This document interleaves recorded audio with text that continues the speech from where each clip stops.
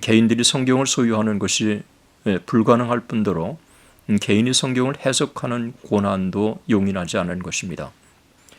안녕하십니까. 중신대학교 신학대학원 명의교수 박용규입니다. 중세말 성경보급과 성경 해석에 대해서 우리가 같이 한번 살펴보겠습니다. 1528년 성경 번역의 선구자 틴데일에 따르면 교황주의자들은 성경을 문자적, 비유적, 알레고리적, 신비적 의미로 구분했습니다. 그런데 교황은 이 중에서 가장 중요한 문자적 해석을 따로 띄어서 자신만의 것으로 전유물로 삼은 것입니다.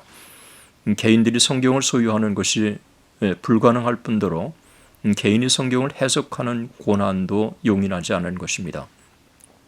교황은 개인들이 성경 해석을 독자적으로 할 수 있는 고난을 막고 성경 해석을 교황과 교회가 독점한 것입니다. 이와 같은 중세의 성경 해석의 문제점을 정확히 간파한 인물 중 한 사람이 영국의 틴데일이었습니다. 그는 1528년 이렇게 간곡하게 호소합니다. 여러분은 성경이 한 가지 의미만 가진다는 것을 이해해야 합니다.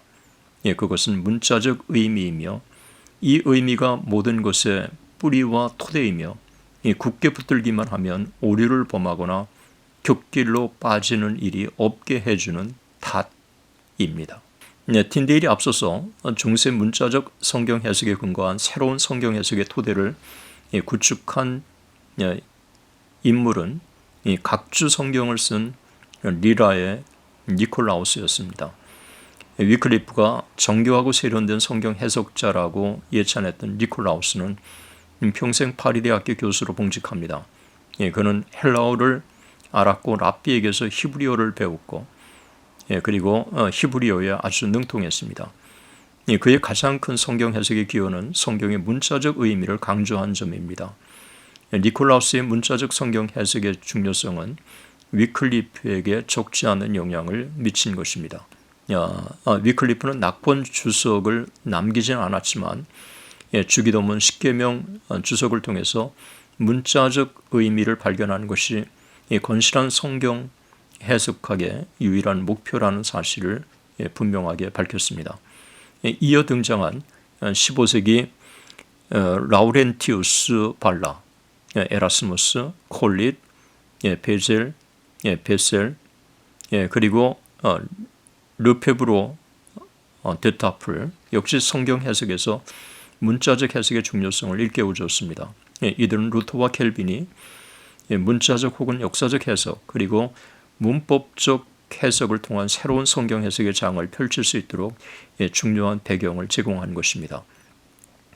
헬라어, 히브리어, 라틴어 등 고전어 성경과 독일어 성경, 영어 성경, 프랑스어 성경, 보헤미아 성경, 스페인어 성경 이런 자국어 성경의 출가는 개인들이 성경을 해석하고 문자적, 역사적, 문법적 성경 해석이라고 하는 새로운 성경 해석의 장을 활짝 열어주는 중요한 전기를 제공해 줍니다. 1520년 이전에 199종이 넘는 성경 전서가 출판되었고 이 중 156종이 라틴어 성경이었고 17종이 독일어 성경이었습니다. 11종은 이탈리아 성경, 2종은 보헤미아 성경, 1종은 러시아 성경이었습니다. 스페인어 성경은 1478년 발렌시아에서 출간된 리무진 역본과 1514년에서 1517년에 출간된 추기경 히메네스의 코플루툼 대역 성경이었습니다. 그리고 최초의 영어 성경은 1526년 가서야 출간이 됩니다. 이들 성경들이 역사적 의미를 지니는 것은 헬라어 성경을 모범으로 성경 번역을 착수했다는 사실입니다. 이미 벌게이트 라틴어 성경이 있었지만 인문주의자들은 헬라어에서 직접 성경을 번역하기 원했던 것입니다. 1516년에 출간된 에라스무스의 성경 역시 헬라어를 모범으로 삼아서 라틴어로 번역한 헬라어 라틴어역이었습니다. 이 성경이 출간되자 로마 캐토릭 신학자들은 에라스무스와 그를 따르는 이들을 아주 강도 높게 비판합니다. 그들은 헬라어라는 언어를 발견했는데 우리는 그 언어에 대해서 경각심을 가져야 한다. 그것이 모든 이단들의 모체이다. 나는 여러 사람들이 그 책을 들고 있는 것을 보았는데 그들은 그것을 신약 성경이라 불렀다. 그것은 가시와 독이 가득한 책이다. 내 형제들이여, 히브리어에 관해서는 그 언어를 배우는 자들이 얼마 가지 못해서 유대교로 전향한다는 것이 확실하다. 얼마나 터무니없는 로마 캐토릭 학자들이 당시에 성경에 대해서 비판한 내용인지 모릅니다.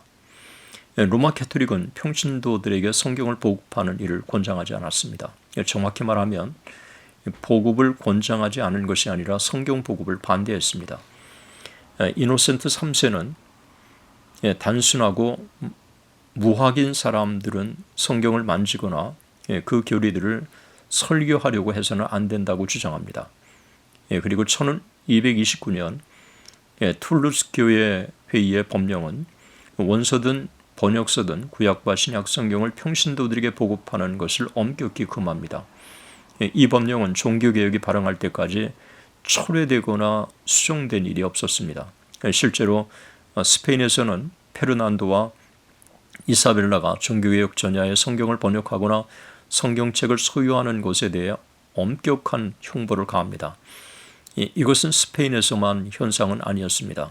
15세기 초반 영국의 대주교 아론들은 위클리프의 영어 성경을 읽는 것을 금하는 법령을 공포했고 1485년 독일의 마인츠 대주교 페르 톨트도 성경 보급을 금했습니다.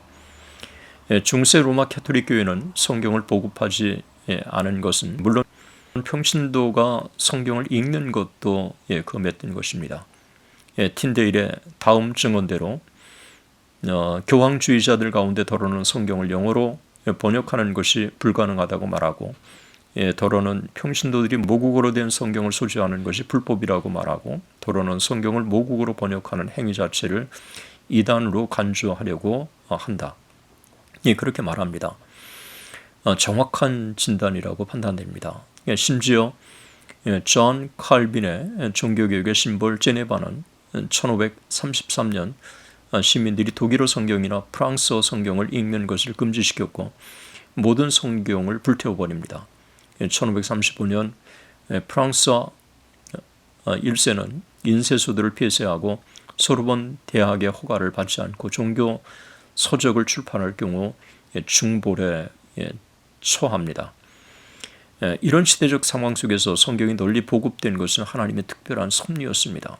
르네상스 인문주의의 발흥과 인쇄술의 발달을 통해서 성경 번역이 활발하게 진행되었고 번역된 고전어와 자국어 성경이 출간된 것입니다.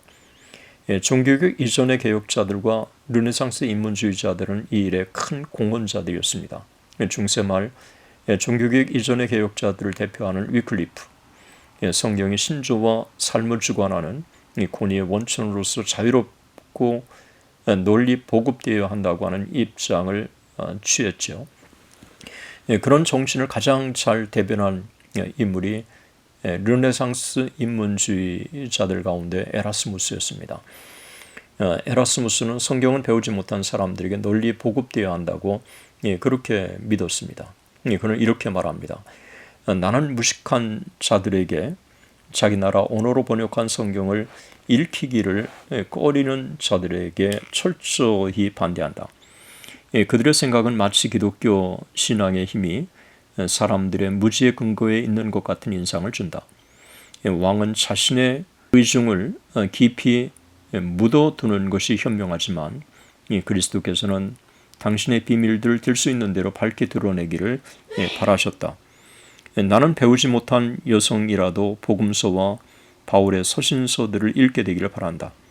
그리고 그 책들을 모든 언어로 번역하여 스코틀랜드인들과 아일랜드인들 뿐만 아니라 터키인들과 사라인들까지도 읽고 깨닫게 되기를 바란다. 농부가 밭을 갈면서 배지 않은 여인이 배틀 앞에서 성경의 한 대목을 읊조리고 나그네가 고되고 지루한 여행길에 성경의 교훈을 되새기면서 용기를 내어 걸어가는 모습을 갈망한다. 참 성경이 널리 평신도들에게 보급되기를 에라스무스가 원했던 것을 이 진술에서 그대로 읽을 수 있습니다. 종교개혁 전후 독일과 네덜란드의 자국어 성경에 대한 갈증이 널리 퍼져 있었습니다.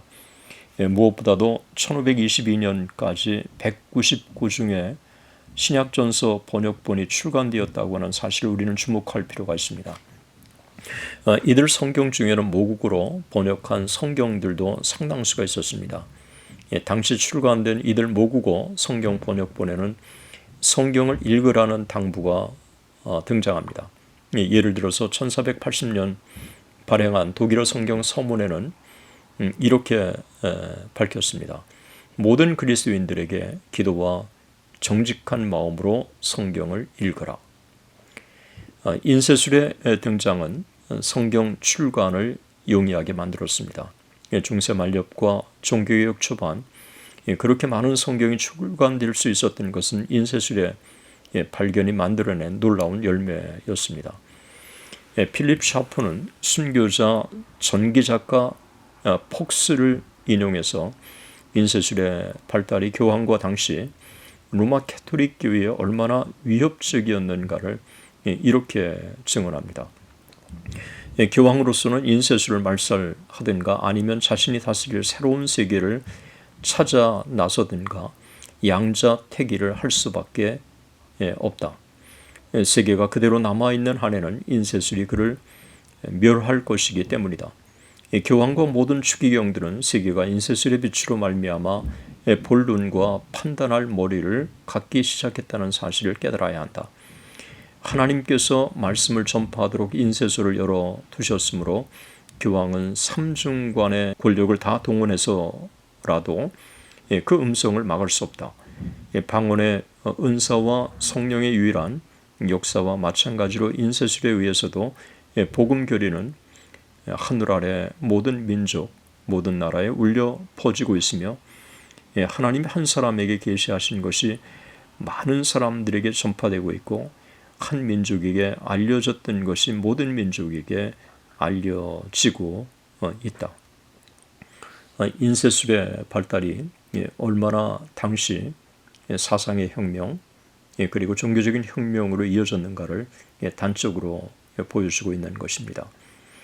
폭스는 말씀을 널리 전파하도록 인쇄술을 열어두셨다고 한마디로 증언합니다. 실제로 종교개혁에 성공할 수 있었던 결정적인 이유 중에 하나가 인쇄술의 발달이었습니다. 종교개혁자들은 인쇄술을 활용해서 성경을 간행했고 성경이 모든 계층의 사람들에게 알려지고 자유롭게 보급된 것입니다. 종교개혁 발흥하기 전 에라스무스는 교황이 성경 해석을 독점하고 백성들이 성경을 소지하는 것을 막고 윤리적으로 타락한 그 시대를 개혁할 세력은 성경을 잘 아는 평신도들이라고 그렇게 예견한 적이 있습니다. 이것은 정확한 예견이었고 맥글레이스는 기독교 사상 그 위험한 역사에서 이 부분을 역사적으로 아주 잘 정리를 했었습니다. 평신도들에게 널리 성경이 읽히기 시작하면서 종교개혁의 중요한 사상적인 배경을 형성하게 된 것입니다. 대단히 감사합니다.